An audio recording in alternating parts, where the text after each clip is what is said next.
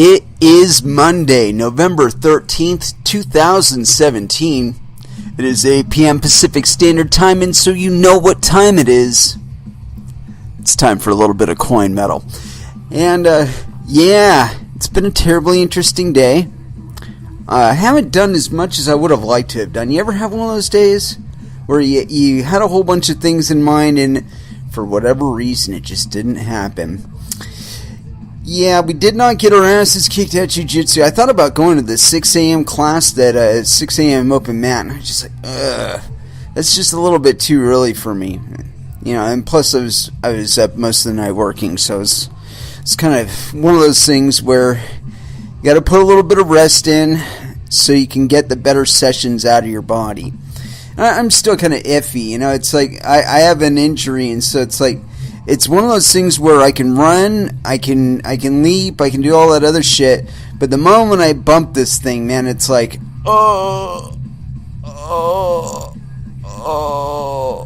and you don't want to work out anymore, you know. It hurts that much. And so I've been trying to give that time to heal up properly. Although I do have every intention of going to jiu-jitsu tomorrow and getting my ass kicked then. I'm not sure whether or not I'm going to be able to do the doubles. I've been messing with this idea. I've even talked about it on the show a few times, where I'll do a fundamentals class, then a jiu-jitsu one class, and then maybe some open mat afterward. But I mean, honestly, I get through one class and I'm just so winded, you know. I'm starting to feel about it that it's like anything else that jiu-jitsu has been for me, where it's like any kind of progress that I've made, it's like it's been hard won, you know, partially uphill and at least a little bit against my desire to be there, but it's always paid off good in the end. So I think this is I'm butting up against a wall that, you know, I'm gonna have to push it, you know, just push it aside and walk on like it isn't even there. Anyway, let's go ahead and throw down into our music, our first music break for the evening. And as far as what to put on, you know, I've picked up some new stuff, some Black Dahlia Murder and some Suffocation, and you know, I do need to increase my my music load on here. It always seems like every time I go through a build upgrade or something like that, I forget to upload something into my computer or something like that, and I never end up with all of what I had before. You know what I mean? Anyway, let's go ahead and throw down some Anthrax. It's an A. We're starting off, and let's go Persistence of Time, Blood, here on Coin Metal.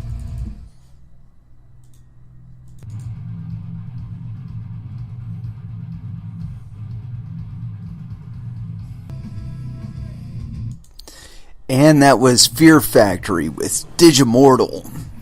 Oi! And so, yeah, we've had some very interesting occurrences happening on the old Bitcoin network. A little bit of overexcitement, it would seem, this last weekend, where we saw a great amount of hashing power leap off of the Bitcoin network, jump onto the Bitcoin Cash network, blow the value of it through the roof, and then a tank. And I don't know, I kind of expected something like this. I mean, just having seen it, and I expected actually to do other things, and I intend to use that to my advantage. But that's just me and playing my crypto trading game. This isn't a learn how to trade cryptocurrency show, so I'm not going to be telling you all my secrets or whatnot. Not that I have any. I'm like the worst trader on planet Earth. I'm just being honest here. You know, it's like I could sit here and strike you off and tell you, oh, you know, I make all these wonderful calls. Dude, I do the stupidest shit when it comes to trading. I am not ashamed to admit it. Not at all. Why?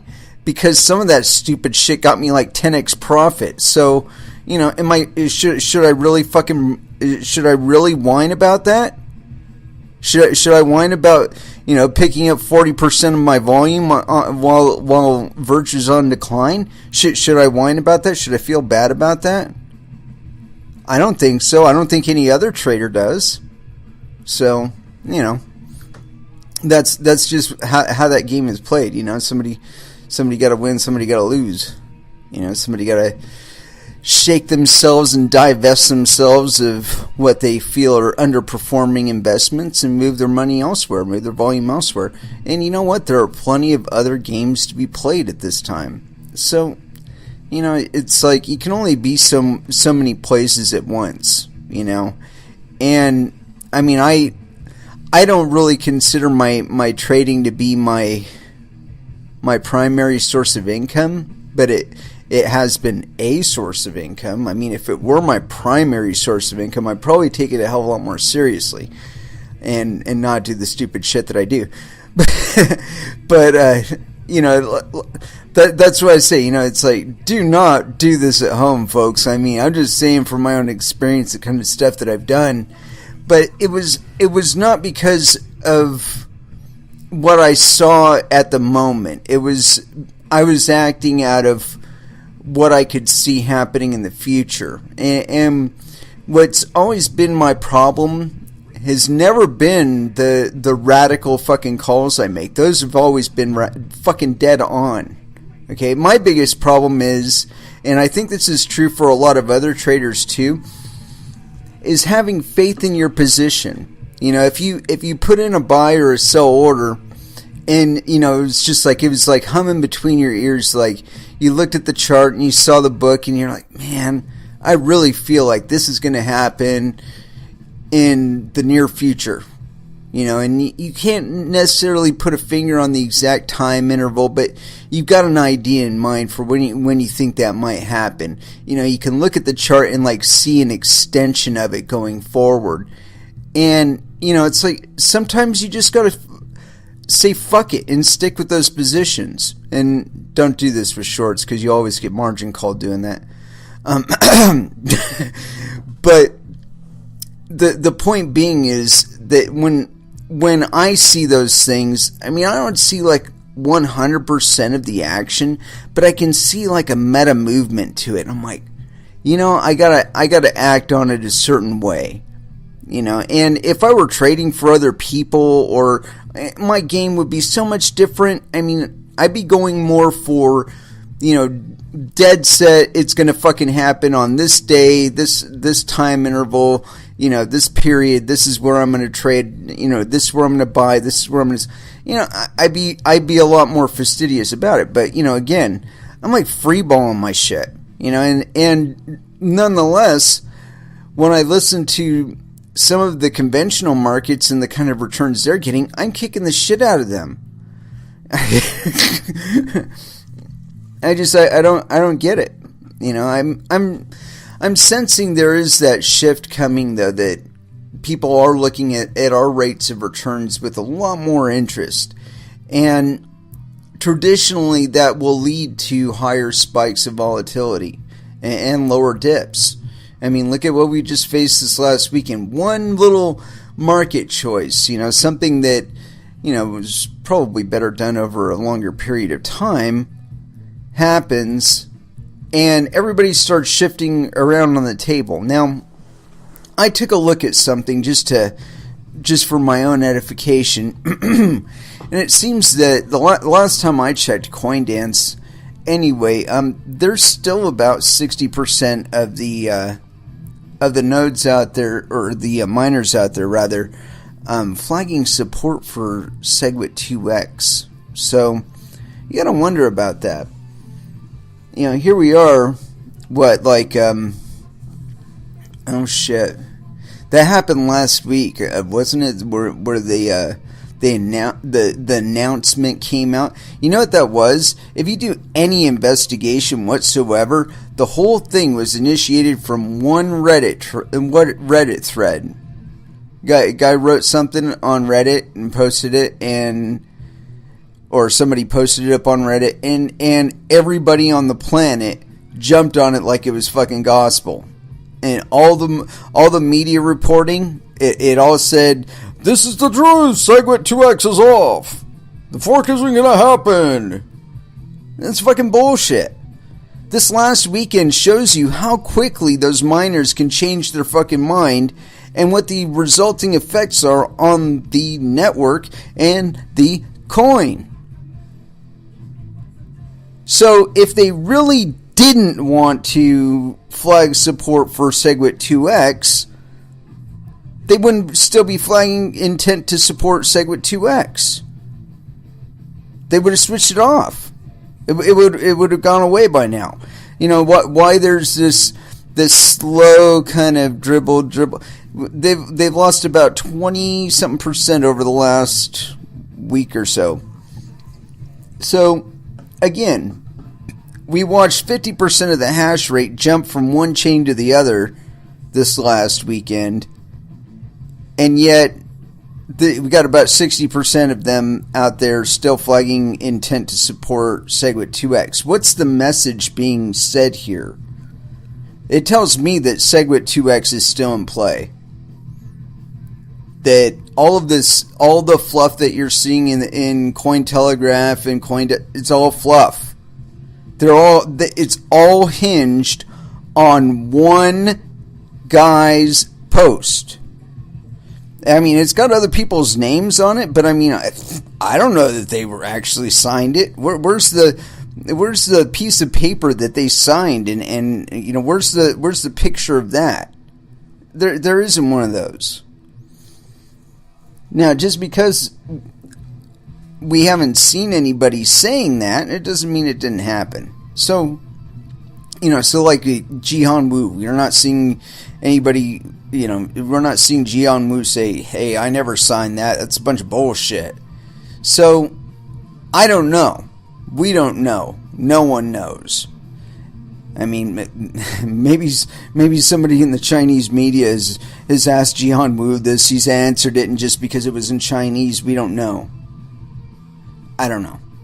But people that tell you they do know, they're most likely lying to you. You know, I've spent a lot of time arguing with people about that, and you know, or debating rather. You know, I'd like to be straight up front and honest here. Number one, I don't have anybody paying me to say what I'm saying.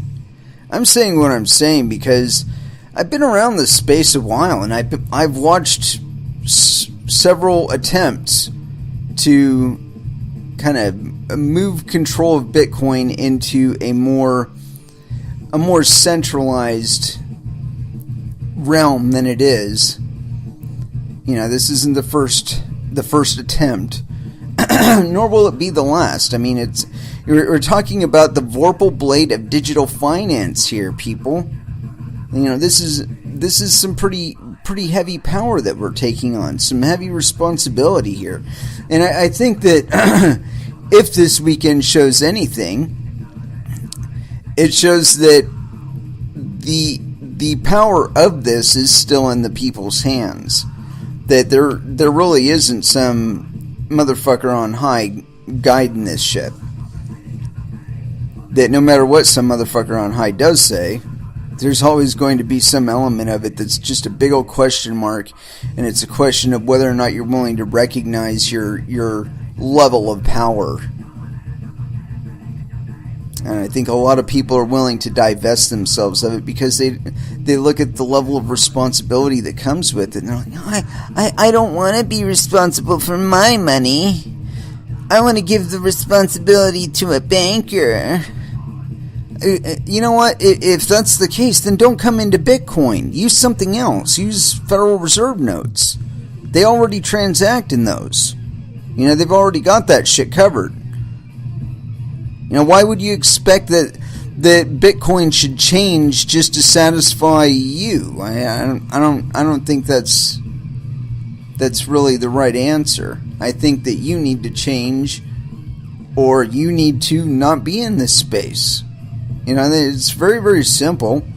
There are other options available, as I repeatedly get people telling me. It's like, you know, I know you've been here for 8 years and all, but we're just going to come along and you can just go fuck off now. Can you imagine somebody saying that to my face?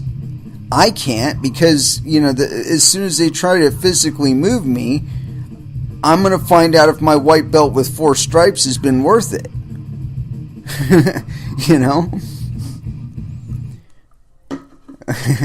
I'm certainly not going to sit there and let them divest me of the space that I'm occupying. Fuck you. Go fuck off and go do something else. And that's the thing that bugs me the most about it, is the people that I've been debating, or a few of them anyway. I'm not going to be allism on this on any side, because as far as I'm concerned, we're all Bitcoin users.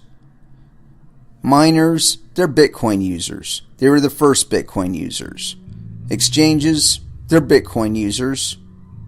Traders, they're Bitcoin users. Merchants, they're Bitcoin users. As a matter of fact, I didn't see anything in the Satoshi Nakamoto white paper that implied that anybody on Earth was in some way intrinsically inhibited from participating in this space. There was no exclusion of females. There was no exclusion of blacks. There was no exclusion of gays. There was no exclusion of preteens. There's no age requirement. There's no nationality requirement. No citizenship requirement. It's just your willingness to participate. Now, with any other game, there's certain rules. The game has a structure. It's like you don't play baseball on a football field, right? You don't try and play football on a basketball field. Although I have tried to play football in basketball. It doesn't really work out very well, because you're usually playing on concrete. But the point being that when you do try to do those things, you usually end up having negative results. And so you have the rule of fiat, and then you have the rule of Bitcoin. And these are two separate games in abstraction of monetary value. How much is it worth to you? But they aren't necessarily compatible. And when I say that, I mean that you can't necessarily take Bitcoin and apply it to all of the things that you can apply fiat to. And conversely, you can't necessarily take fiat and do everything that you can with Bitcoin. There are things that they can do together. You can exchange one for the other. You can determine an exchange rate, i.e. a price for it. But it's always at least partially based on speculation, because and this is just a function of how these things work, okay, is that you don't know how many Federal Reserve notes there are in existence. You do not know how fast they are being printed. You do not know the total volume of liquidity on the sides of the market. You just don't know these things. You do know how many Bitcoin there are. And so again, where is the speculation really occurring? Is it occurring on the Bitcoin side, or is it really occurring on the fiat side? And I would argue that it is the latter. That it is the dynamism happening on the fiat side of that exchange rate that we're really seeing. Now, this last weekend, that was all us, man. I mean, there was a little bit of trading, but I did see something that kind of alarmed me during some of my browsings this morning. I heard Bryce Wiener's name mentioned disparagingly. And say what you want about the man, but he's like one of those great granddaddies in crypto by comparison to a lot of people. And in the sense that he's actually been doing stuff this whole time. He's been like working on developing coins, working on developing services, so on and so forth. And so I was kind of disturbed hearing his name mentioned in a scurrilous manner. But anyway, God damn it, where was I going with all of that? Valuation, blah blah blah, valuation. Oh, yeah, he mentioned something that I was unaware of, and I think that on the other side of the music break, I'll probably try and dig this up, is he was talking about tethers being mysteriously whipped up into existence. And this last one, I guess, was like it was like $30 million worth, and this preceded this whole flippity floppity fuckity fuck you on the exchanges this last weekend. And I think if we dug far enough, we would find out that some of that volume of that USDT was cashed out for Bitcoin and traded in this whole fucking action that we saw this last weekend. We're talking about $30 million. So I'm not as versed on it as he is, and at one point or another I'd really like to get him on this show and talk about that, because according to him, this is actually the third such event where the USDT kind of, I haven't investigated exactly how they were brought online or whatever, or brought into existence, but he does post the transaction information from it, and I believe it was the like something with a return rate or something. I can't remember all of it, but point being that $30 million, that's a lot of liquidity. You can cause a lot of havoc on the Bitcoin market with $30 million. I mean, depending on how you had your trades arranged, you know, whether or not it was more than one person acting on more than one exchange at the same time. You know, kind of there's been talk of there having been a coordinated effort. And so you got to really wonder if maybe all of these things are connected, that this mystery volume of USDT and this massive change of hashing power from one chain to the other, I think it's all connected. I think that we're going to find out in the not so distant future that all of these events are intrinsically linked, that we have common parties between all of them, and that they're acting for a specific end. I know, sounds really conspiratorial, but that's what this show's about. We speculate on stuff. But I think that's the freedom of the internet speaking from me, you know? It's that we do have the opportunity to speculate on it, and so we will. Anyway, let's go ahead and throw down a little bit more music, and like I said, I want to look more into that, and if I can find the story that related to it, I will talk about it. Anyway, so as far as what to throw down, I've been dying to play some more Suffocation. They've kind of hooked me. You know, I went and saw them with the Black Dahlia murder, and they put on a fucking excellent show. I mean, their set was so tight. I'm hooked on it. And so let's go ahead and throw down a little bit of Suffocation here. The Violation here on Coin Metal.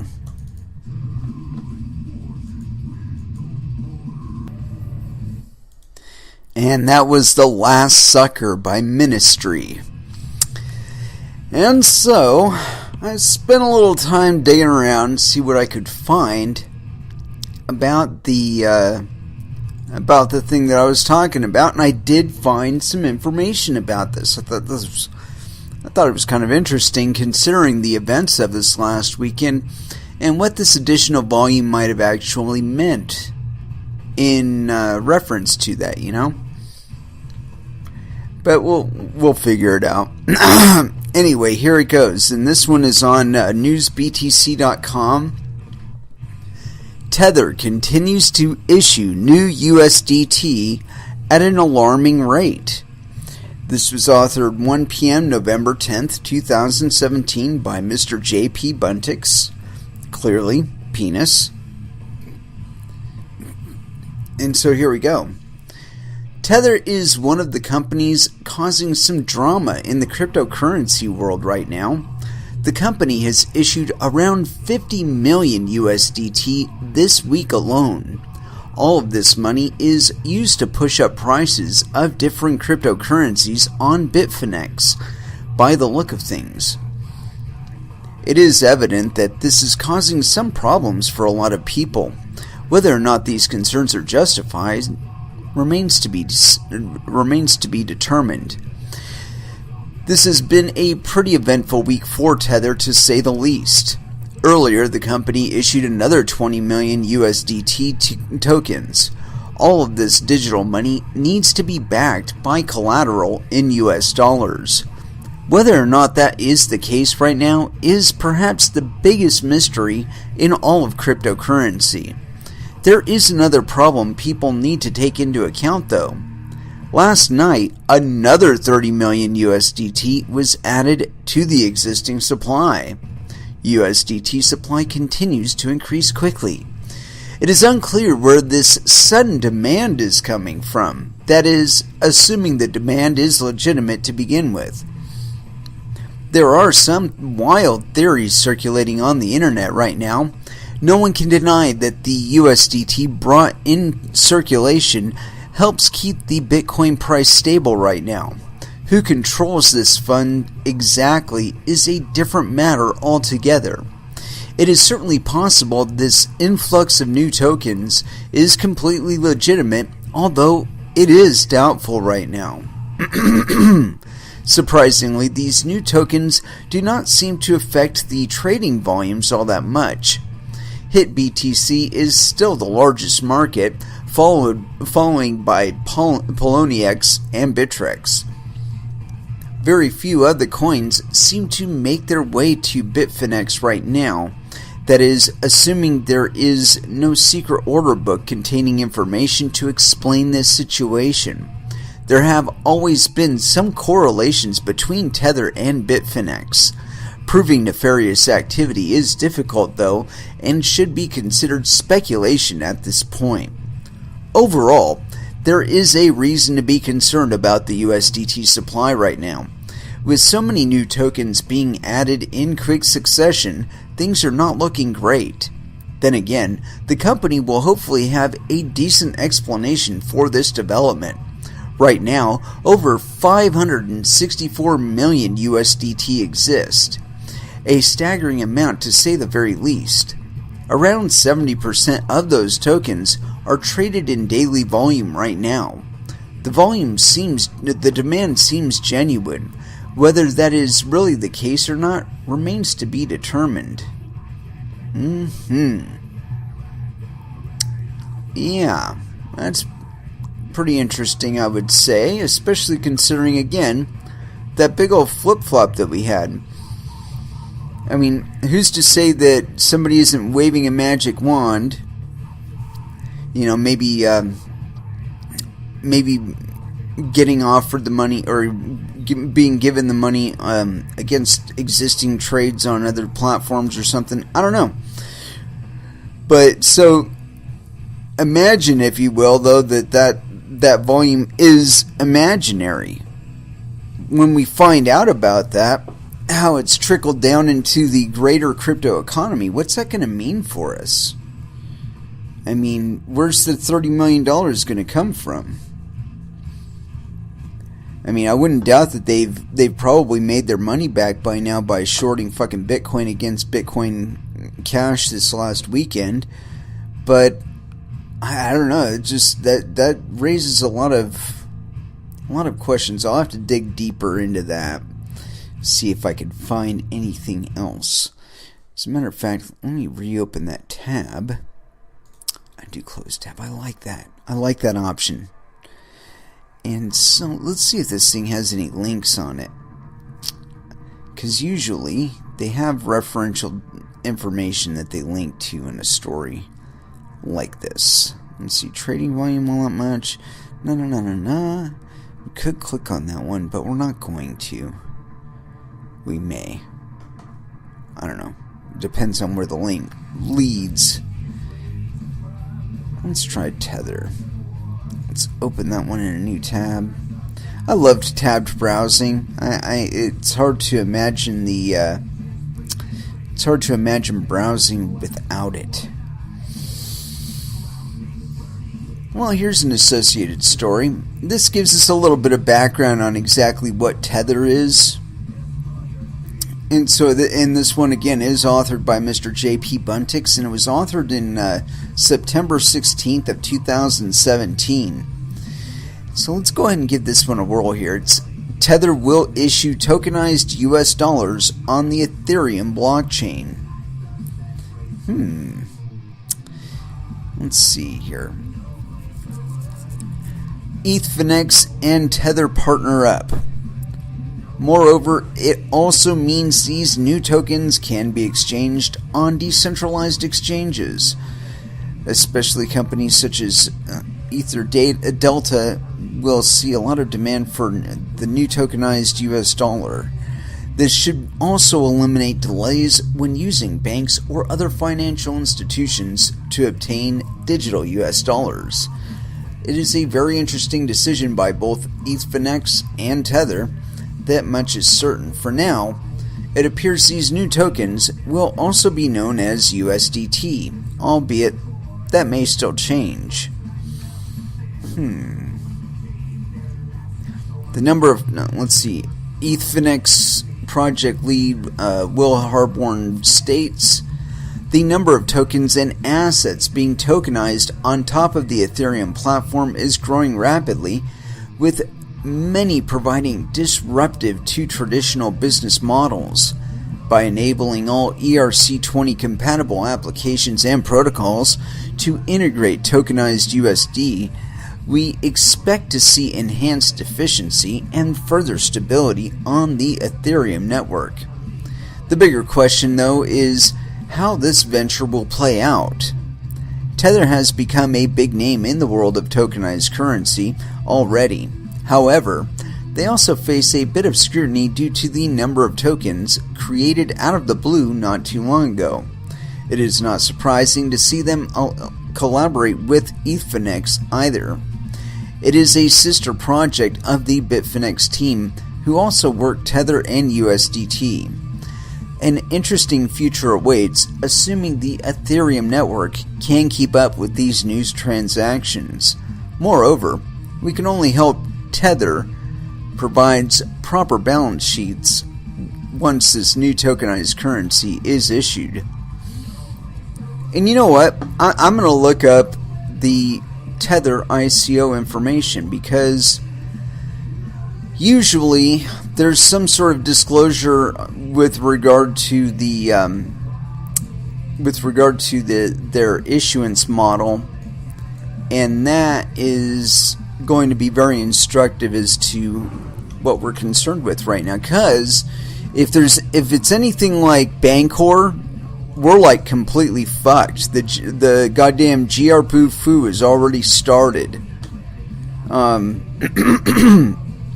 mean, I've predicted this for a very long time now, that we would have a currency or a cryptocurrency or a tokenized buttfucker or something like that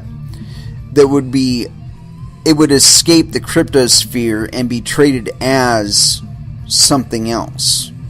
And then we would find out in some flash that there was no actual liquidity backing it, there was no actual commodity backing it, there was no actual anything backing it. And Bancor, if you go back on my YouTube page and you listen to Bancor, it's tokens all the way down. I strongly suggest listening to that, because what I did on that episode is I read the information for Bancor. I read their white paper, and they can create new tokens at will on Bancor.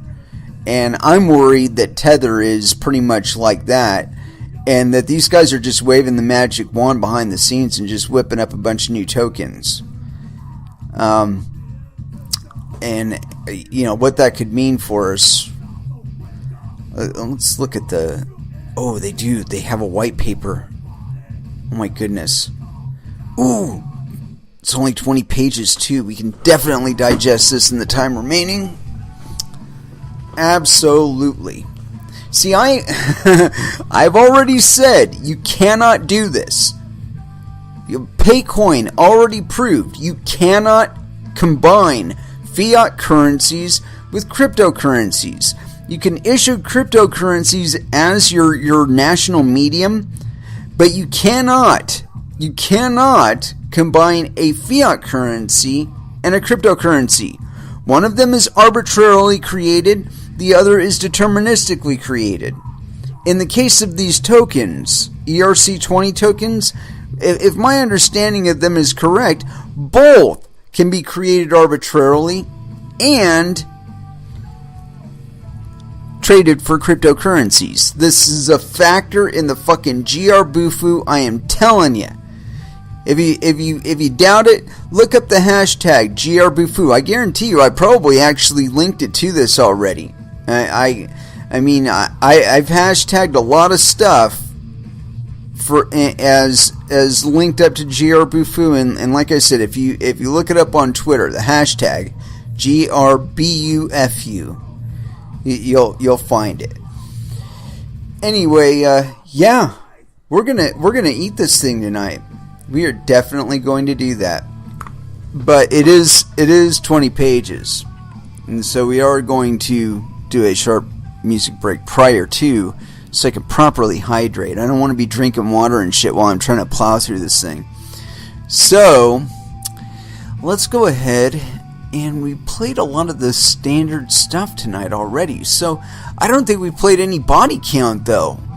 And that's just a shame, because we're about to dive into something that could more or less be a cryptocurrency equivalent of a bank robbery. So here we go, the ski mask way, here on Coin Metal.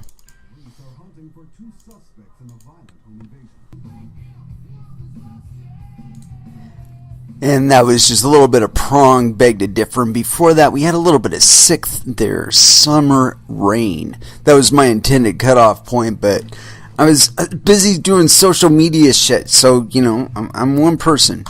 You can't hate me too much for that. Anyway, as I previously threatened before the last music break, we are going to dive into the Tether white paper, as there's been a lot of mysterious money printing going on with regard to the currency, and so I want to get down into the guts, or at least what they say it is, and we'll find out what the fuck is going on, or at least get a better idea of it. Here we go. Tether, fiat currencies on the Bitcoin blockchain. Abstract. A digital token backed by fiat currency provides individuals and organizations with a robust and decentralized method of exchanging value while using a familiar accounting unit. The innovation of blockchains is an auditable and cryptographically secured global ledger. Asset-backed token issuers and other market participants can take advantage of blockchain technology along with embedded consensus systems to transact in familiar, less volatile currencies and assets. In order to maintain accountability and to ensure stability in exchange price, we propose a method to maintain a 1-to-1 reserve ratio between a cryptocurrency token, called Tethers, and its associated real-world asset, fiat currency. This method uses the Bitcoin blockchain proof of reserves and other audit methods to prove that issued tokens are fully backed and reserved at all times. Table of contents, blah blah blah. Introduction. There exists a vast array of assets in the world which people freely choose as a store of value, a transactional medium, or an investment. We believe the Bitcoin blockchain is a better technology for transacting, storing, and accounting for these assets. Most estimates measure global wealth around $250 trillion, with much of that being held by banks or similar financial institutions. The migration of these assets onto the Bitcoin blockchain represents a proportionally large opportunity.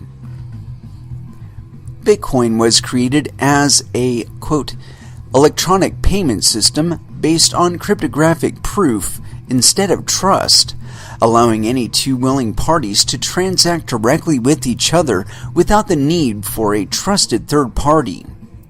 And this is a reference to Bitcoin created a new class of digital currency, a decentralized digital currency, or cryptocurrency. Some of these primary advantages of cryptocurrencies are low transaction costs, international borderless transferability and convertibility, trustless ownership and exchange, pseudo-anonymity, real-time transparency, and immunity from legacy bank system problems. Common explanations for the current limited mainstream use of cryptocurrencies include volatile price swings, inadequate mass market understanding of the technology, and insufficient ease of use for non-technical users. The idea for asset-pegged cryptocurrencies was initially popularized in the Bitcoin community by the Mastercoin white paper authored by J.R. Willett in January 2012. Today, we're starting to see these ideas built with the likes of BitAssets, Ripple, Omni, Next, NewShares/Bits, and others. One should note that all Bitcoin exchanges and wallets, like Coinbase, Bitfinex, and Coinapult, which allow you to hold value as a fiat currency, already provide a similar service in that users can avoid the volatility or other traits of a particular cryptocurrency by selling them for fiat currency, gold, or other asset. Further, almost all types of existing financial institutions, payment providers, etc., which allow you to hold fiat value or other assets, subsequently provide a similar service. In this white paper, we focus on applications wherein the fiat value is stored and transmitted with software that is open source, cryptographically secure, and uses distributed ledger technology, i.e. a true cryptocurrency. With the goal of any successful while the goal of any successful cryptocurrency is to completely eliminate the requirement of trust, each of the aforementioned implementations either rely on a trusted third party or have other technical market-based or process-based drawbacks and limitations. Scroll. In our solution, fiat-pegged cryptocurrencies are called tethers. All tethers will initially be issued on the Bitcoin blockchain via the Omni layer protocol, and so they exist as a cryptocurrency token. Each tether unit issued into circulation is backed in a 1-to-1 ratio, i.e. one tether USD is $1 by the corresponding fiat currency being held in deposit by Hong Kong-based Tether Limited.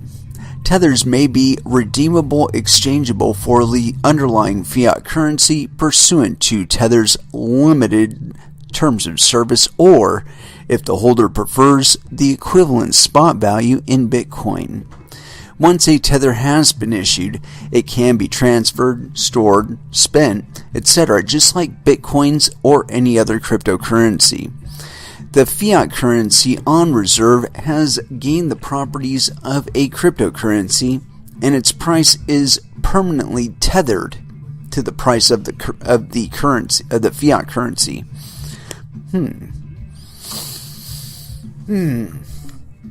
Our implementation has the following advantages over other fiat-pegged cryptocurrencies. Number 1, tethers exist on the Bitcoin blockchain rather than less developed/tested altcoin blockchains or within closed-source software running on centralized private databases. It is now, actually. Number 2, tethers can be used just like bitcoins, i.e. in a P2P, pseudo-anonymous, decentralized, cryptographically secure environment. 3, tethers can be integrated with merchants, exchanges, and wallets just as easily as Bitcoin or any other cryptocurrency can be integrated. Number 4, tethers inherit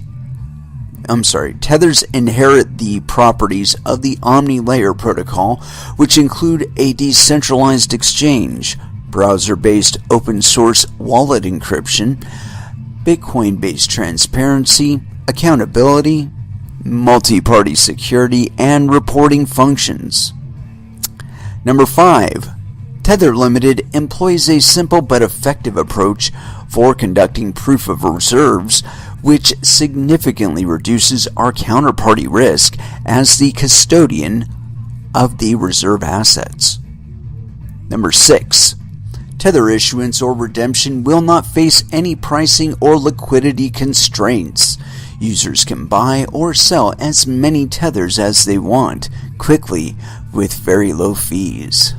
7, Tether will not face any market risks, such as black swan events, liquidity crunches, etc., as reserves are maintained in a 1-to-1 ratio rather than relying on market forces. 8, Tether's 1-to-1 backing implementation is easier for non-technical users to understand, as opposed to collateralization techniques or derivative strategies. At any given time, the balance of fiat currency held in our reserves will be equal to or greater than the number of tethers in circulation. This simple configuration most easily supports a reliable proof of reserves and process, a process which is fundamental to marketing the price parity between tethers in circulation and the underlying fiat currency held in reserves. In this paper, we provide evidence that shows exchange and wallet audits on the current state are very unreliable, i.e. flaws in proof of solvency methods, and instead propose that exchanges and wallets outsource the custody of their users' funds to us via tethers. Give us your money!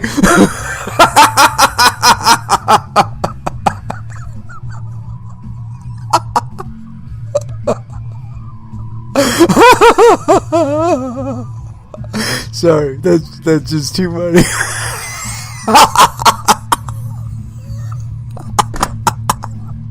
Give us your money. Oh, nigga, pay me. Anyway, continuing on. Users can purchase tethers from Tether to tether.to, tether.to, our web wallet, or from supported exchanges such as Bitfinex, who supports tethers as a deposit and withdraw method. Users can also transact and store tethers with any Omni-enabled wallet like AmbiSafe, Holy Transaction, or Omni Wallet. Other exchanges, wallets, and merchants are encouraged to reach out to us about integrating Tether as a surrogate for traditional fiat payment methods. We recognize that our implementation isn't perfectly decentralized, since Tether Limited must act as a centralized custodian of reserve assets, albeit tethers in circulation exist as a decentralized digital currency. However, we believe this implementation sets the foundation for building future innovations that will eliminate these weaknesses, create a robust platform for new products and services, and support the growth and utility of the Bitcoin blockchain over the long run. Some of these innovations include, number 1, mobile payment facilitation between users and other parties, including other users and merchants. Number 2, instant or near instant fiat value transfer between decentralized parties, such as multiple exchanges. Number 3, introduction to the use of smart contracts and multi-signature capabilities to further improve the general security process, proof of reserves, and enable new features. Technology stack and processes. And somebody messaged me really quick. Technology stack and processes. Each tether issued into circulation will be backed in a 1-to-1 ratio with the equivalent amount of corresponding fiat currency held in reserves by Hong Kong-based Tether Limited. As the custodian of the backing asset, we are acting as a trusted third party responsible for that asset. This risk is mitigated by a simple implementation that collectively reduces the complexity of conducting both fiat and crypto audits, while increasing the security, provability, and transparency of these audits. Tether Technology Stack. The stack has 3 layers and numerous features best understood via a diagram. Unfortunately, I can't actually. Alright, let's see here. I'll just read across the list and kind of describe this. This is layer 3. The top layer of layer 3 is merchants and wallets. Next cell is tethers on exchanges. Next cell is tether.to wallet. Next one is proof of reserves. And the last is other services. Very descriptive. Bottom part of that stack is Tether Limited Issuer Custodian Wallet. That's layer 3. Layer 2 is, first cell is Decentralized Exchange, Omni Wallet, Tethers in Circulation, P2P Transfer and Storage, Other Features. Very, very descriptive. Bottom layer, Omni-enabled Consensus System. Bottom layer, Bitcoin Blockchain. Here's a review of each layer. Number 1, the first layer is the Bitcoin blockchain. The Tether transactional ledger is embedded in the Bitcoin blockchain as a metadata via the embedded consensus system Omni. Number 2, the second layer is the Omni layer protocol. Omni is a foundational technology that can A. grant, quote, create and revoke, destroy digital tokens represented as metadata embedded in the Bitcoin blockchain. In this case, fiat pegged digital tokens, tethers. That was the point we've been looking for right there. B. Track and report the circulation of tethers via omnichest.info. Hey, you know what? We might actually take them up on that. We're going to copy that. Omni Asset ID number 31, for example, represents Tether USD and Omnicore API. C. Enable users to transact and store tethers and other assets/tokens in a 1. P2P pseudo-anonymous cryptographically secure environment. 2. Open source browser-based encrypted web wallet, Omni Wallet. 3. Multi-signature and offline cold storage supporting system. Number 3, the third layer is Tether Limited, our business entity primarily responsible for A. accepting fiat deposits and issuing the corresponding tethers. B.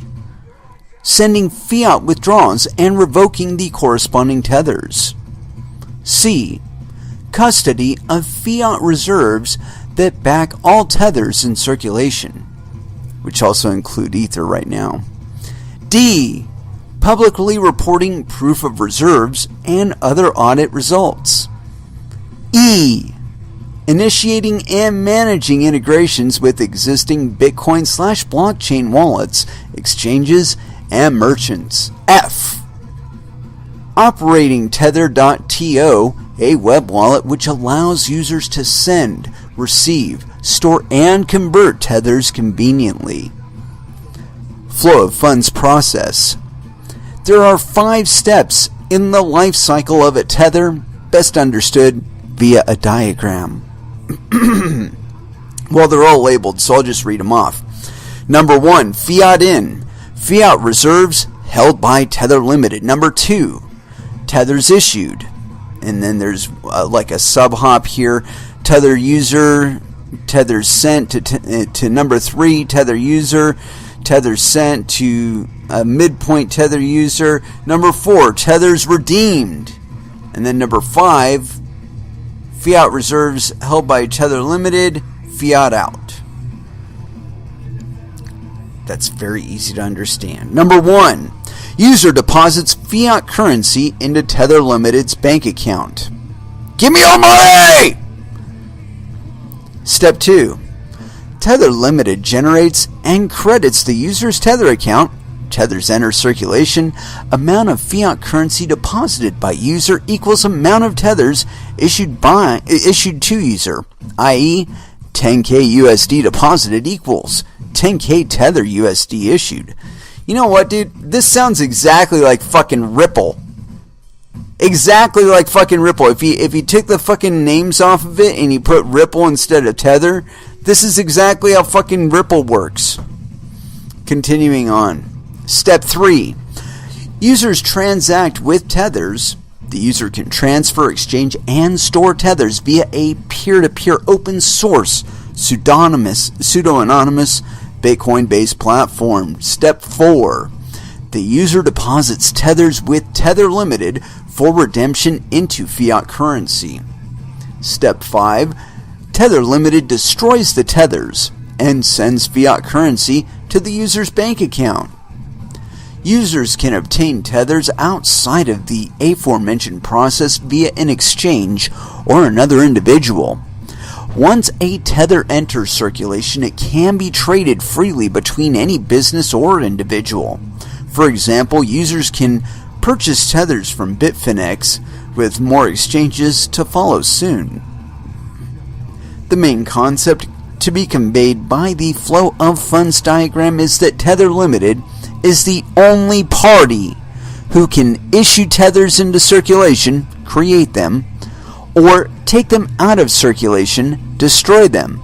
This is the main process by which the system solvency is maintained. And I would argue that because now all of a sudden there's like some sort of Ethereum token attached to this business. And I can almost guarantee you that on their balance sheet, they count those Ethereum just like they count US dollars as a backing asset. And I bet you anything, if we looked deeper into that token, we'd find out that they can wave the magic wand on that end too and just create more fucking tokens out of nothing. Continuing. Proof of reserves process. Proof of solvency, proof of reserves, real-time transparency, and other similar phrases have been growing and resonating across the cryptocurrency industry. Exchange and wallets audits in their current form are very unreliable. Insolvency has occurred numerous times in the Bitcoin ecosystem, either via hacks, mismanagement, or outright fraud. Users must be diligent with their exchange selection and vigilant in their use of exchanges. Even then, a savvy user will not be able to fully eliminate the risks. Further, there are exchange users, like traders and businesses, who must keep non-trivial fiat balances in exchanges at all times.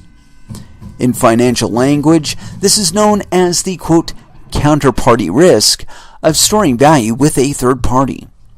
We believe it's safe to conclude that exchange and wallet audits in their current form are not very reliable. These processes do not guarantee users that a custodian or exchange is solvent, although there have been great contributions to improving the exchange audit process. Like the Merkle tree approach, major flaws still remain. Tether's proof of reserves configuration is novel because it simplifies the process of proving that the total number of tethers in circulation's liabilities are always fully backed by an equal amount of fiat currency held in reserve assets. In our configuration, each Tether USD in circulation represents $1 held in our reserves, i.e. 1-to-1 ratio, which means the system is fully reserved when the sum of all tethers in existence at any point in time is exactly equal to the balance of USD held in our reserve. Since tethers live on the Bitcoin blockchain, the provability and accounting of tethers at any given point in time is trivial. Conversely, the corresponding total amount of USD held in our reserves is proved by publishing the bank balance and undergoing periodic audits by professionals. Find this implementation further detailed below. Number 1. Tether Limited issues all tethers via the Omni Layer protocol. Omni operates on top of the Bitcoin blockchain, and therefore all issued, redeemed, and existing tethers, including transactional history, are publicly auditable via the tools provided at omnichest.info. 1. The omnichest.info asset ID for Tether USD is number 31. Here's the link. And we're going to go ahead and click a tab open for that. Number 2, the total number of tethers issued under this asset ID be denoted as TUSD issue. Number 3, let the total number of tethers redeemed under this asset ID be denoted as TUSD redeem. 4, let the total number of tethers in circulation at any time be denoted as TUSD. And let's see here, that's a bunch of stuff.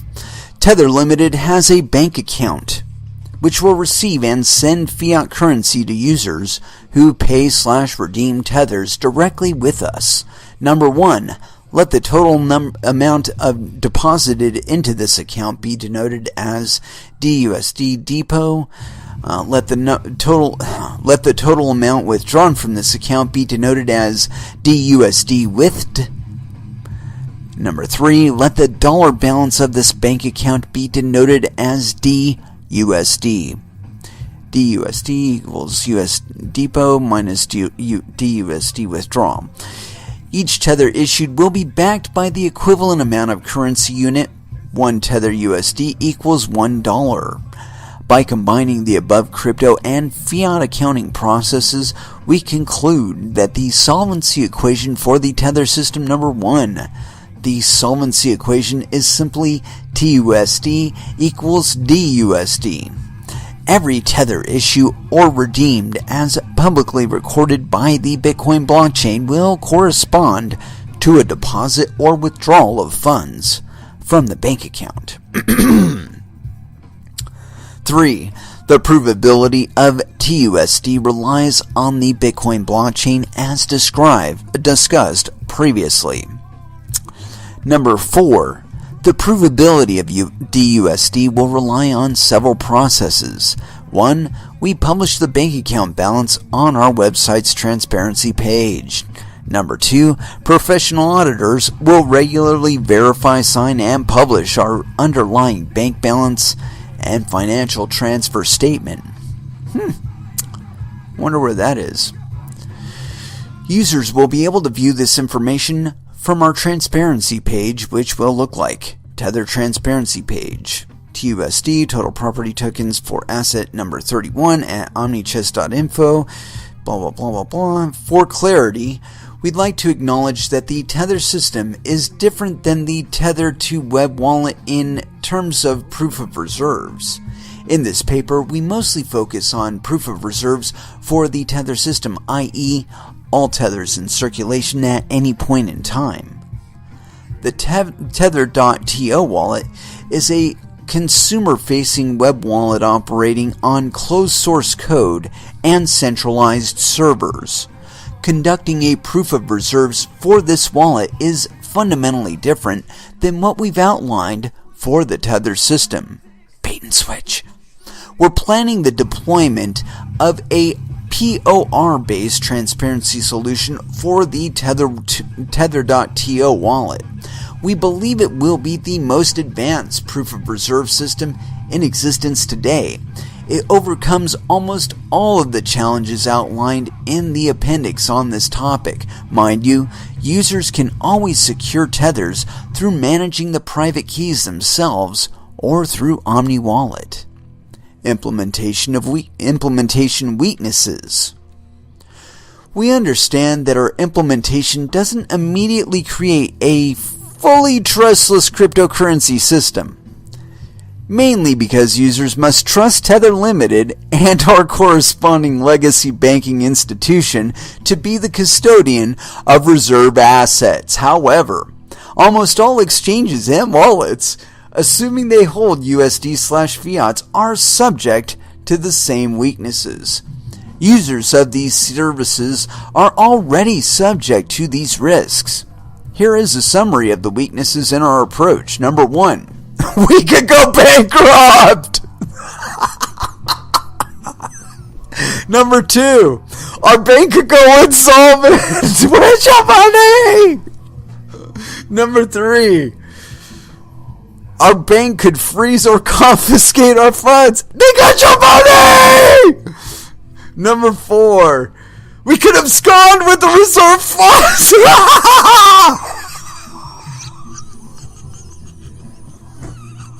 Oh, God.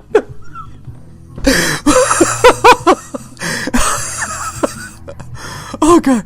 Oh, sorry. 5, recentralized of risk to a single point of failure. I'm gonna fucking pass out. Observe that almost all digital currency exchanges and wallets, assuming they hold USD/fiat, already face many of these challenges. Therefore, users of these services are already subject to these risks. Below, we describe how each of these concerns are being addressed. We could go bankrupt. In this case, the business entity Tether Limited would go bankrupt, but clients' funds would be safe. And subsequently, all tethers will remain redeemable. Most security breaches on Bitcoin businesses have targeted cryptocurrencies rather than bank accounts. Since all tethers exist on the Bitcoin blockchain, they can be stored by individuals directly through securing their own private keys. Number 2, our bank could go insolvent. This is a risk faced by all users of the legacy financial system and by all exchange operators. Tether Limited currently has accounts with Cathay United Bank and Huatai Bank in Taiwan, both of whom are aware and confident that Tether's business model is acceptable. Additional banking partners are being established in other jurisdictions to further mitigate this concern. Our bank could freeze or confiscate the funds. Our banks are aware of the nature of Bitcoin and are accepting of Bitcoin businesses. They also provide banking service to some of the largest Bitcoin exchanges globally.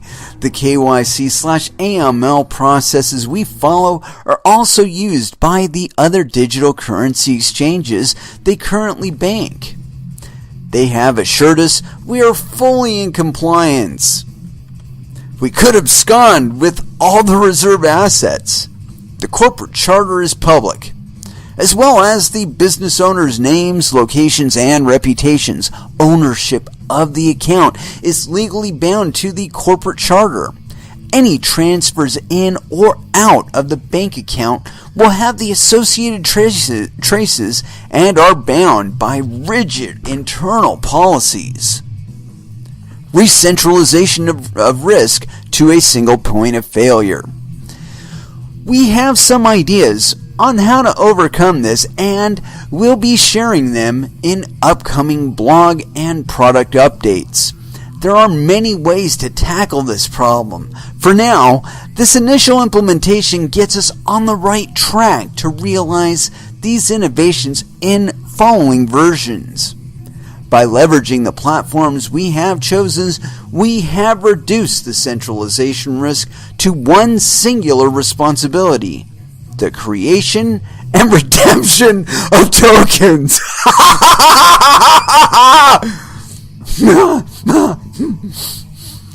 In other words, the ability to debase this currency right out from under your ass. All other aspects of the system are decentralized. I feel so much more comfortable. Oh, God. Main applications. In this section, we'll summarize and discuss the main application of tethers across the Bitcoin/blockchain ecosystem and for other consumers globally.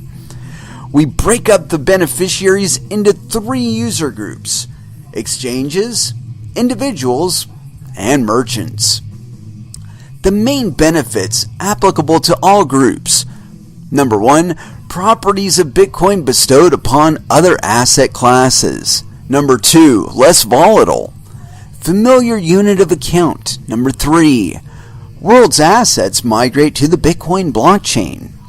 For exchanges, exchange operators understand that accepting fiat deposits and withdrawals using legacy financial systems can be complicated, risky, slow, and expensive.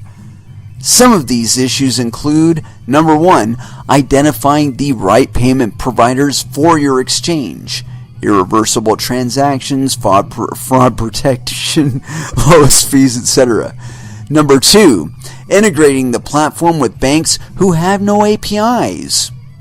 Number 3, liaising with these banks to coordinate compliance, security, and to build trust. Number 4, prohibitive costs for small value transfers. Number 5, 3 to 7 days for international wire transfers to clear. Number 6, poor and unfavorable currency conversion fees. By offering tethers, an exchange can relieve themselves of the above complications and gain additional benefits such as: number 1, accepting crypto fiats as deposit withdrawal storage method rather than using a legacy bank or payment provider. Allows users to move fiat in and out of exchange more freely, quickly, cheaply. Number 2, outsource fiat custodial risk to Tether Limited. Just manage cryptos. Number 3, easily add other tethered fiat currencies as trading pairs to the platform. Number 4, secure customer assets purely through accepted crypto processes, multi-signature security, cold and hot wallets, HD wallets, etc. Conduct audits easier and more securely in a pure crypto environment. And I think this is number 4 or number 5. Number 5, my apologies. Anything one can do with Bitcoin as an exchange can be done with tethers.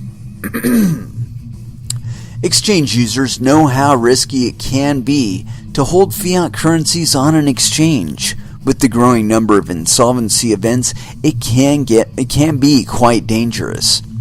As mentioned previously, we believe using tethers exposes exchange users to less counterparty risk than continually holding fiat on exchanges. Additionally, there are other benefits to holding tethers, explained in the next section. Can't wait. Let me get a sip of water. Apparently I didn't hydrate highly enough to give me some relief during this hilarity, man. Fucking hilarity.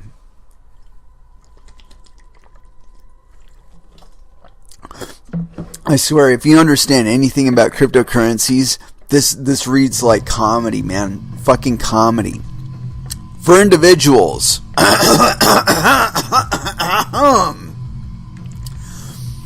There are many types of individual Bitcoin users in the world today, from traders looking to earn profits daily, to long-term investors looking to store their Bitcoin securely, to tech-savvy shoppers looking to avoid credit card fees or maintain their privacy, to philosophical users looking to change the world, to those looking to remit payments globally more effectively, to those in third world countries looking for access to financial services for the first time, to developers looking to create new technologies, to all those who have found many uses for Bitcoin.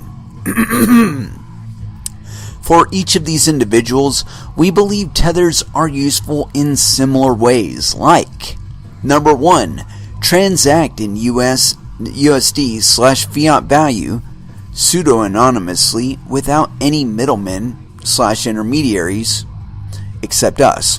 Number 2, cold store USD/fiat value by securing one's own private keys. Number 3, avoiding the risk of storing fiat on exchanges. Move crypto fiat in and out of exchanges easily. Number 4, avoid having to open a fiat bank account to store fiat value. Number 5, easily enhance applications that work with Bitcoin to also support Tether. Number 6,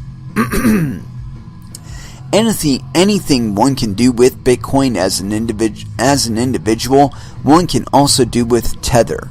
Dude, have you ever heard of a fucking comma? For merchants want to focus on their business, not on payments. The lack of global, inexpensive, ubiquitous payment solutions continue to plague merchants around the world, both large and small. Merchants deserve more. Here are some of the ways Tether can help them. Number 1, price goods in USD/fiat value rather than Bitcoin. No moving conversion rates/purchase windows. Number 2, avoid conversion rate from Bitcoin to USD/fiat and associated fees and processes. Number 3, prevent chargebacks, reduce fees, and greater privacy. Number 4, provide novel services because of fiat crypto features, microchipping, gift cards, more. Number 5, anything one can do with Bitcoin as a merchant, one can also do with Tether. Future innovations, multi-sig and smart contracts, proof of solvency innovations. Conclusion: Tether constitutes the first Bitcoin-based fiat-pegged cryptocurrencies in existence today. Tether is based on the Bitcoin blockchain, the most secure and well-tested blockchain and public ledger in existence. Tethers are fully reserved in a 1-to-1 ratio, completely independent of market forces, pricing, or liquidity constraints. Tether has a simple and reliable proof of reserves implementation and undergoes regular professional audits. Our underlying banking relationships, compliance, and legal structure provide a secure foundation for us to be the custodian of reserve assets and issuer of tethers. Our team is composed of experienced and respected entrepreneurs from the Bitcoin ecosystem and beyond. We are focused on arranging integrations with existing businesses in the cryptocurrency space. Business like exchanges, wallets, merchants, and others. We're already integrated with Bitfinex, Holy Transaction, OmniWallet, Poloniex, CSEX, and more to come. Please reach out to us and find out more. I probably will. Wow. I feel so much less secure now, because there's also been the introduction of Ethereum as a, and they do have some additional stuff here. I should probably go through this. I will. I'm going to do this. This is actually a reference appendix after the conclusion. Audit flaws, exchanges, and wallets. Here's a summary of the current flaws found in technology-based exchange and wallet audits. In the Merkle tree approach, users must manually report that their balances, user leaf, have been correctly incorporated in the liability declaration of the exchange, the Merkle hash of the exchange's database of user balances. This proposed solution works if enough users verify that their account was included in the tree, and in a case where their account is not included, this instance would be reported. One potential risk is that an exchange database owner could produce a hash that is not the true representation of the database at all. It hashes an incomplete database, which would reduce its apparent liabilities to customers, making them appear solvent to a verifying party. Here are some of the scenarios where a fraudulent exchange would exclude accounts, and number 1, BitDust accounts. Inactive or low activity accounts would lower the chance that an uninterested user would check or report inconsistencies. In some cases, these long-tail accounts could represent a significant percentage of the exchange's liabilities. Colluding wallets attack. There is evidence that large Bitcoin traders are operating on various exchanges and moving markets significantly. Such traders need to have capital reserves at the largest exchanges to quickly execute orders. Often, traders choose exchanges that they, quote, trust. In this way, they can be assured that should a hack or liquidity issue arise, they have priority to get their money out. In this case, the exchange and trader could collude to remove the whale's account balance from the database before it's hashed. Key rental attack. To pass the audit, a malicious exchange could rent the private keys to bitcoins they do not own. This would make them appear solvent by increasing their assets without any acknowledgement that those funds were loaned to them. Likewise, they could, quote, borrow fiat currency to do the same. There are more attacks not discussed here. Reaching statistical significance, reporting completedness. Each outside of these 3 attack vectors, a database that has been manipulated may never be detected if a significant number of users are not validating balances. The probability of getting 100% of the users to verify balances is likely 0, even with proper incentivization structure for users to verify their balances. Therefore, auditors would need statistical tools to make statements about the validity of an exchange's database based on sampling frequency, size, and other properties.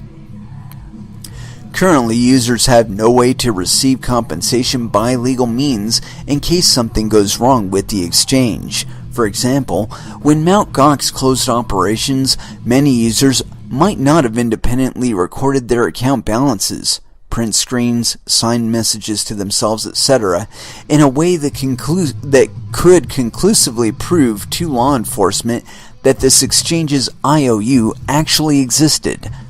Such users are at the mercy of the exchange to somehow publish a record that hash tree or to publish a record of that hash tree or original database.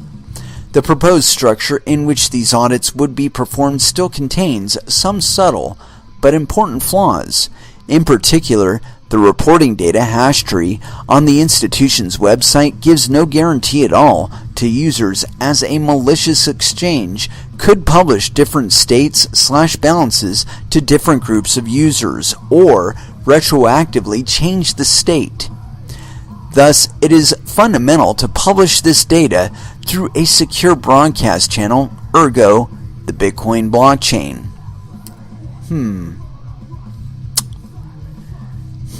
That's very interesting. Privacy is a barrier to entry for the adoption of an automated/open auditing system. While some progress has been made towards better privacy, there is no perfect solution yet. Further, to build up an accurate user-verified liability space, these users will have to report accounting balances with the exchange and Bitcoin addresses. Some users would not report this information regardless of the incentive. Therefore, providing cryptographically secure privacy whilst obtaining the reporting goal is paramount. Time series. The Merkle tree hash is a single snapshot of the database at a single point in time. Not having a somewhat continuous time series of the database opens up significant attack vectors. Additionally, a time series of user-reported information would also be required for piecing together the history of any reported incidents of fraud. Trusted third parties. All of the current exchange audits have relied on some, quote, reputable, trusted third party to make some type of verification. In the Coinbase audit, that was Andreas Antonopoulos. In the Kraken audit, that was Stephen Thomas. We absolutely must rely on a trusted third party. Then some audit standards and procedures should ensure this weakness is fortified. Dude, construct a goddamn proper sentence, please. Limitations of existing fiat pegging systems.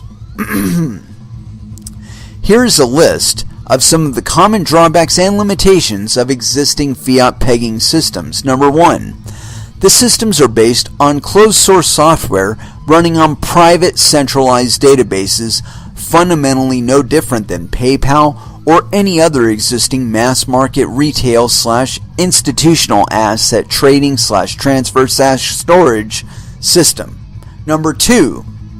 Decentralized systems that rely on altcoin blockchains which haven't been stress tested, developed, or reviewed as closely as other blockchains like Bitcoin.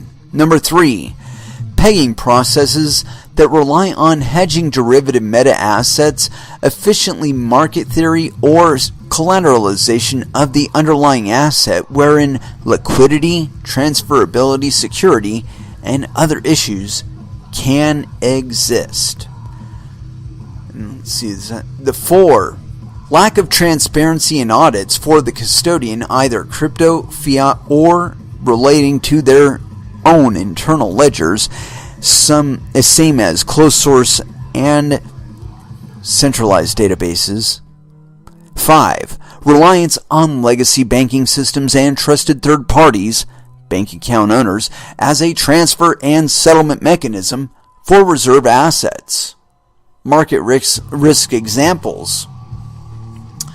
In the collateralization method, market risks exist because the price of the asset being issued as collateral can move in an adverse direction to the price of the asset it's backing / pegging. This would cause the total value of the collateral to become less than the total value of the issued asset and make the system insolvent. This risk is mitigated by the custodian closing the position before this happens, that is, when the collateral price equals the pegged asset price, then the collateral is liquidated, sold on the open market, and the position is closed. A great approach with merit and used in many liquid markets across the traditional banking and financial markets. However, as we saw from the global financial crisis, situations can arise in which the acceleration of such events causes a, quote, liquidity crunch, and thus the collateral is unable to be liquidated fast enough to meet trading obligations, subsequently creating losses. With the cryptocurrency markets being so small and volatile, this type of event is much more likely. Additionally, the overall approach suffers from other liquidity and pricing constraints, since there must be a significant supply of users posting collateral for the creation of the pegged assets to exist in the first place. In the derivatives approach, the price of the asset is pegged through one of several derivatives strategies, such as swap strategies, covered and naked option strategies, trading with money you don't have, various futures and forward strategies. Each strategy has their own strengths and weaknesses, the discussion of which we won't engage in here. To summarize, each of these pegging processes themselves have similar, quote, market risk characteristics as the aforementioned collateralization method. It should be noted that the two methods are not mutually exclusive and often paired in a specific trading, hedging, or risk management function at legacy system financial institutions. Finally, understand that we believe some combination of the above approaches may become a secure, reliable, and generally risk-free process for backing/pegging assets. However, at this point in time, this is not a direction we feel is feasible to take to ensure liquidity and price stability.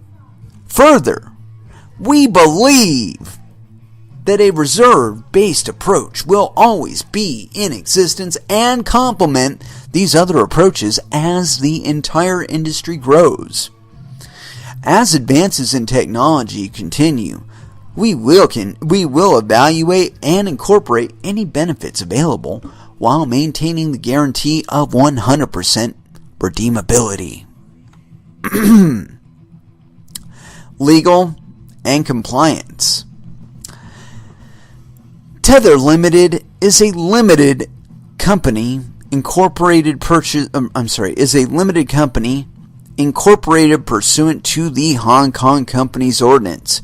It is wholly owned by the Tether Holdings Limited, a BVI business company incorporated pursuant to the BVI Business Companies Act 2004.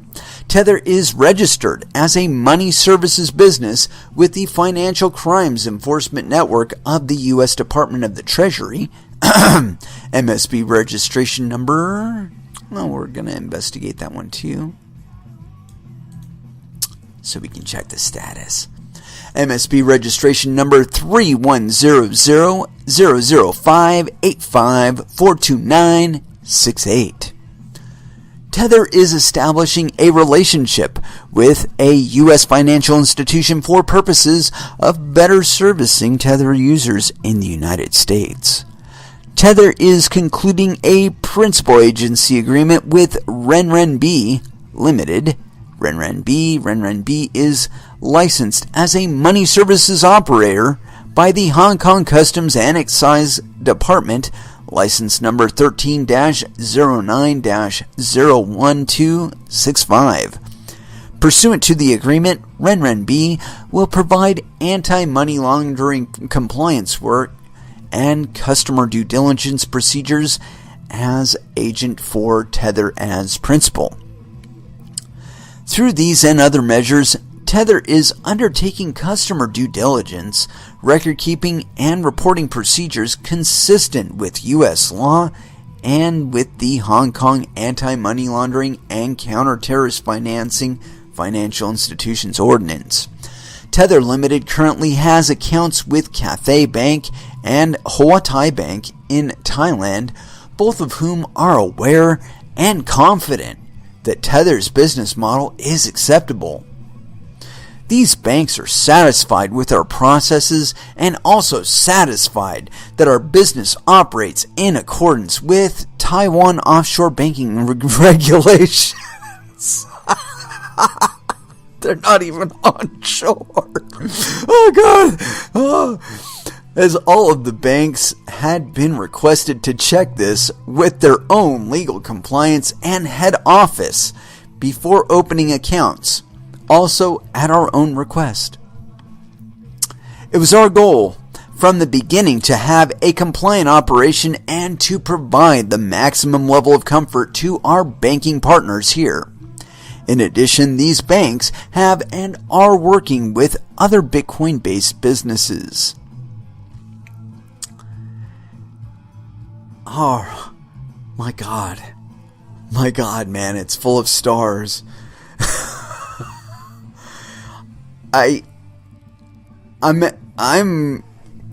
I'm like completely at a loss for words, in all honesty. I'm not sure what to think of all of this. Because this is being traded as an intermediary currency on cryptocurrency exchanges, altcoin exchanges. And so if they are... and it's funny, I'm trying to load up omnichess.info, and it seems to be having some difficulty, but I do have some script blockers on here, so that could be it. Oh, here we go.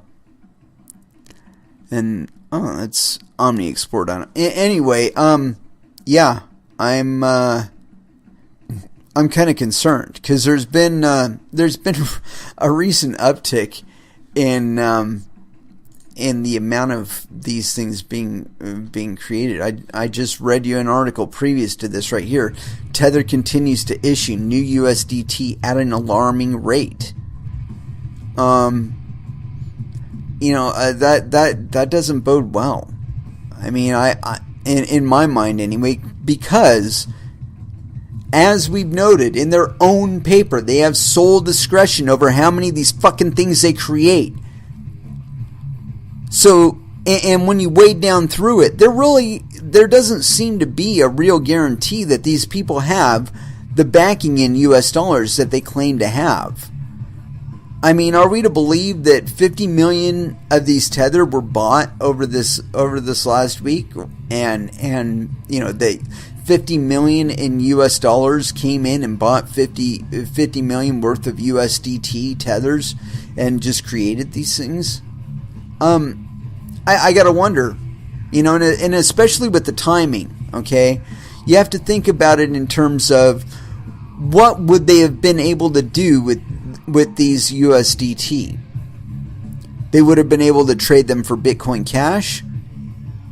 They would have been able to trade them for Bitcoin or any other cryptocurrency that has a USDT pairing.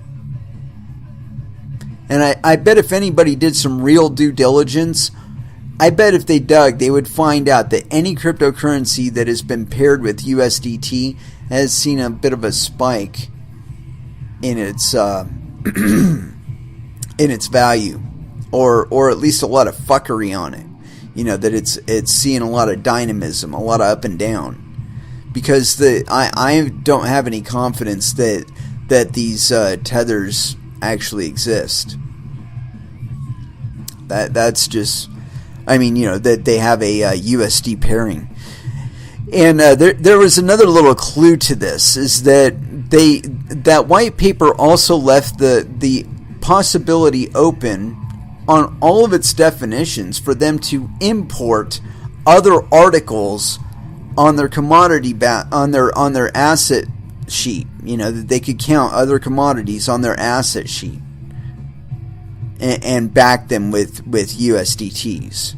Okay, that they would have some sort of exchange rate in dollars, and that would be the USDT valuation of them. But so here we go again, where there is an Ethereum token now that is supposedly attached to Tether.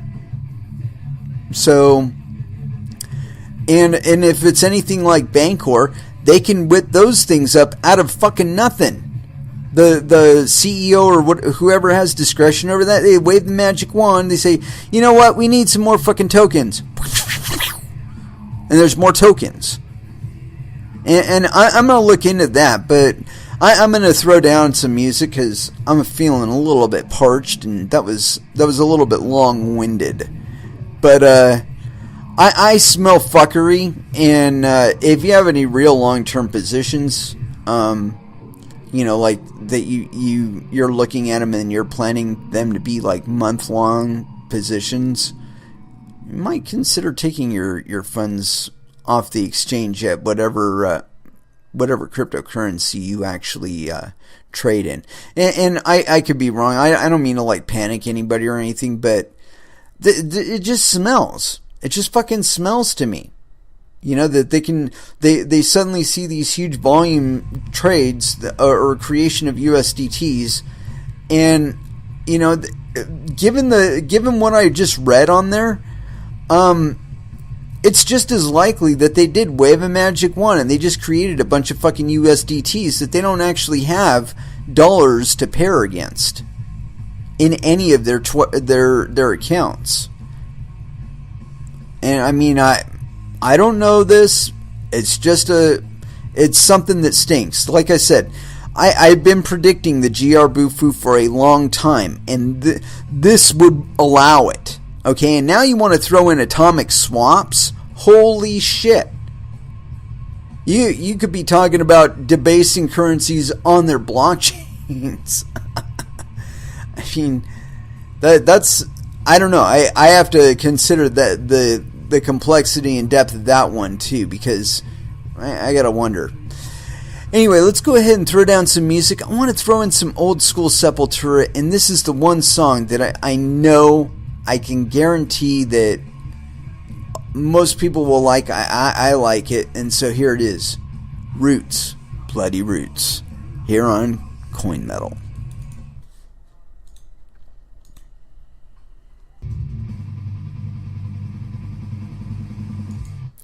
And that was Megadeth with The Threat Is Real. Man, I should have started that music break with that, huh?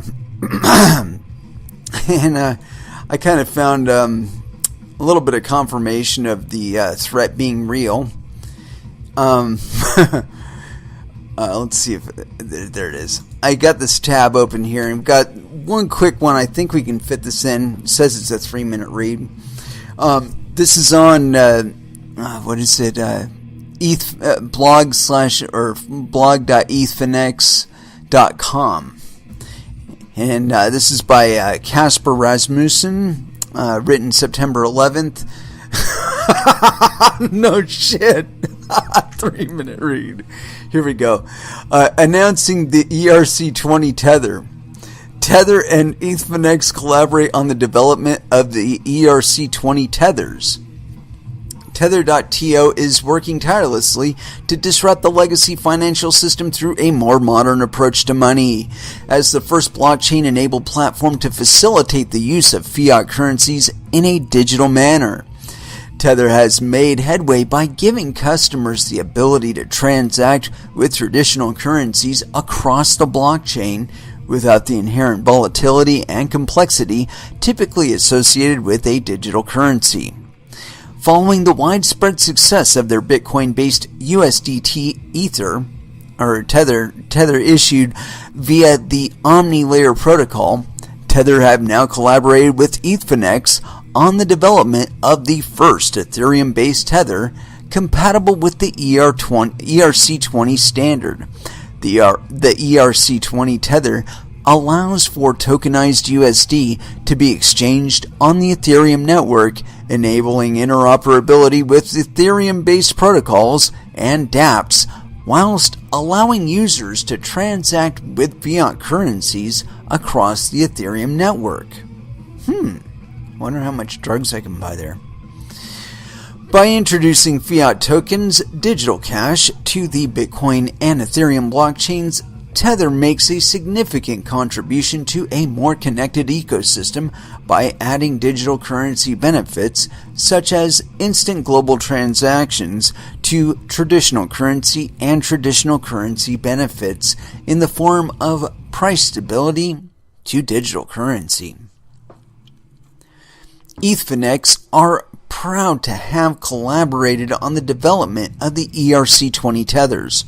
Our team has contributed to the project through smart contract development and will work to integrate the ERC20 tokens on our exchange as a mechanism for funding and fiat trading. The ERC20 Tether represents a key opportunity to enable and facilitate the adoption of blockchain technologies and the use of the Ethereum network by more mainstream consumer applications by bringing the stability and utility of fiat currencies to the cryptosphere. Ethereum, along with a multitude of Ethereum projects, are building technologies envisioned to assist the Ethereum community in moving ever closer to mainstream adoption through the revolutionization of the conservative financial world. A key element in this progression involves the development of currencies with lower inherent volatility, whilst simultaneously allowing for applications which interface with the real world. 2. For example, pay bills, fund charities, and pay salaries. Quote, "We see Tether as a crucial piece of public infrastructure for the Ethereum community and associated dApps. We are extremely excited about the possibilities this will enable for many other projects in the Ethereum ecosystem, and we look forward to working closely with many of them in the future," commented Will Harborn, project lead at Ethereum. Quote, "We continue to be committed to the Ethereum community, and we are excited to continue the development of tools and products which contribute to the widespread adoption of Ethereum." Dude, this is going to lead to the widespread crash of Ethereum, and I'm done with this article. We're actually out of time. But yeah, I'm starting to wonder if somebody didn't whip up a bunch of ERC20 tokens on the Tether and then spent them as Tether on an exchange, bought Bitcoin with the Tether, or bought Bitcoin Cash with it, and did a mad pump this last weekend. I mean, that's just me, but I think if we dig deep enough, we're going to find out that someone was basically naked shorting Bitcoin Cash. Yep, that's about it. Anyway, let's go ahead and bounce it out. We will be back again on Wednesday at 8 p.m. Pacific Standard Time. And so until then, I want y'all to trade safe. Do your fucking homework, because a lot of people really have not concerning USDT. And definitely watch out for your bunghole, because I'll tell you what, man, they're reaching for it real hard about now. Anyway, let's go ahead and close it out with a little Black Dahlia murder and Widowmaker. It's got to be. Y'all have an excellent evening. Thank you very, very much for listening. I certainly do appreciate the support. I'll do what I can to make sure I get this one up on YouTube as quickly as possible. And until Wednesday, y'all have an excellent day.